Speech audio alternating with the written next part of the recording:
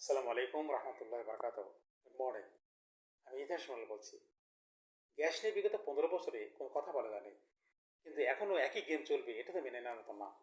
18 মাসে এতে করা যায়নি, কারণ 18 মাসে দুর্নীতির জনক যে ফজল কবির, সে ছিল জড়িত আর কি। এখানে এই সবচেয়ে দুর্নীতিগ্রস্ত একজন ব্যক্তিকে আমাদের সবার চোখের সামনে নিয়ে আসছে। 5ই আগস্টে বিপ্লবীরা বা এখনও যারা আছে তারা কেউ কিন্তু এটা প্রশ্ন করেনি। আমি আমার ভিডিওতে বারবার বলছি। আজকে কথা বলবো যে দেখেন, একটা ডেট দিয়ে কথা বলছি, পেপার রেফারেন্স দিচ্ছি। 5/7/26 কালের কণ্ঠে আসছে। 23 সাল থেকে প্রসেস করে 4টা কূপের কাজ তারা শুরু করতে পারে। এটা তো উদ্দেশ্যমূলক, ষড়যন্ত্রমূলক। আপনারা দেখবেন 5/7/26 কালের কণ্ঠ। 25/3/25 যুগান্তরে আর একটা খবর আসে, 2016 এবার 2014। 2014তে ওয়ার্কআপের কাজ করছে, কিন্তু সেটা ফেল জেনে শুনে তারা করছে, সময় এবং টাকা দুটা নষ্ট। আর 2016টা একটা চালু প্রজেক্ট, বেস্ট প্রজেক্ট বলা যায়।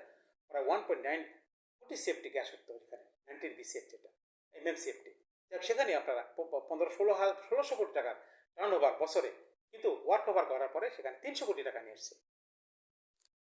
নেক্সট আরেকটা দেখুন, বাংলা ট্রিবিউনের খবর, 12-11-25-এর খবর, যে 18টা কূপের কাজ করে 71 BCF গ্যাস উত্তোলন হয়েছে, কিন্তু যখন গ্রিডে যায় মাত্র 7টা কূপের যায়, তার 27 BCF গেছে। কেন?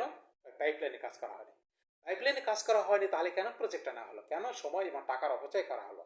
এই মুহূর্তে আমরা যে, আপনি জানেন যে গ্যাস কি, যে এলএনজি কিনা হইতেছে আপনার 60, 70, 80, 83, 100 টাকার উপরে মিটার কিউব। আর আমাদের গ্যাস উত্তোলনের খরচা কত জানেন? মাথা নষ্ট হয়ে যাবে। অনলি 3 টাকা করে। আগে 1 টাকা 1.5 টাকা ছিল, এখন 3 টাকা 10 পয়সা আসছে। এটাকে আমরা রেখে, এভাবে চাপা দেখে ষড়যন্ত্র করে রেখে আমরা এলএনজি কিনা দৌড়ে কেন? এর প্রশ্নটা উত্তর দিতে হবে। কথা ভালোভাবে বলতে চাই, কিন্তু পারলাম না, সরি। শেখ হাসিনা 15 বছরে একটা জাতিকে পশুতে পরিণত করছে, এবং দেশটা একটা ফিনান্সিয়াল প্রস্টিটিউশন এবং রাজনীতিতে দেশের সন্তান যা নিষিদ্ধ করে সন্তানদের মতো যা চরিত্র, তারা আসছে ব্লাডি বাস্টার্ডরা। আমি আর প্রশ্ন করতে চাই, নোটির ব্যাটারা রাজনীতিতে জড়িত হয়ে গেছে পুরাপুরি, এখন ম্যাক্সিমাম। এই সংসদে কারা আসছে? মেম্বার অফ প্রস্টিটিউশন বেশি, মেম্বার অফ পার্লামেন্ট বেশি। এটা আপনারা প্রমাণ করুন। দেখুন, এই বাপেক্সে কে আসছে? ফজলুল কবির নামে একজন, ফজলুল হক, একজন সবচেয়ে দুর্নীতি, বাংলাদেশের সেরা দুর্নীতিগ্রস্ত তারা। আর বিবিসি এবং পেট্রো বাংলা এ নিয়ে জড়িত আছে সবচেয়ে কলুষিত, পৃথিবীতে সেরা নোংরা দুর্নীতিগ্রস্ত যারা, তারা।